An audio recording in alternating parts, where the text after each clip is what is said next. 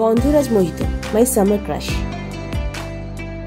চাট মশলা, একটু হাজমোলা, একটু বিট নুন, তার সাথে একটুখানি পুদিনা পাতা ফ্লেভারের জন্য, একটু পিঙ্ক সল্ট আর একটু চিনি গুঁড়ো। এই দিয়ে দারুণ একটা ড্রিঙ্ক বানাবো। বরফের সাথে গন্ধরাজ একটা ম্যাজিকের মতো কাজ করে। ফ্লেভারটাকে আরেকটু এনহান্স করার জন্য কিছুটা লেবু পাতা এর মধ্যে দিয়ে দিলাম, আর লেবুটাকে গোল গোল করে কেটে গ্লাসের মধ্যে দিয়ে দেব।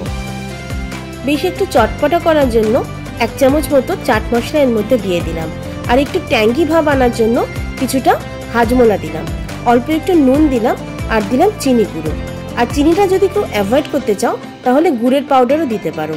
একটু লেবুর রস দিয়ে সবকিছু ভালোভাবে মিক্স করে নেব।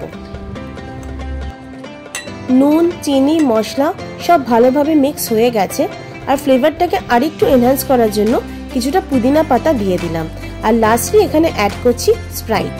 গরমের দিনে মন ভালো করতে এই ড্রিঙ্কের কিন্তু জুড়ি মেলা ভার, যার এক চুমুকেই পাওয়া যায় মাটির ঠান্ডা স্পর্শ, গাছের পাতার গন্ধ। এটা কিন্তু সাধারণ লেবু নয়, এটা গন্ধরাজ লেবু।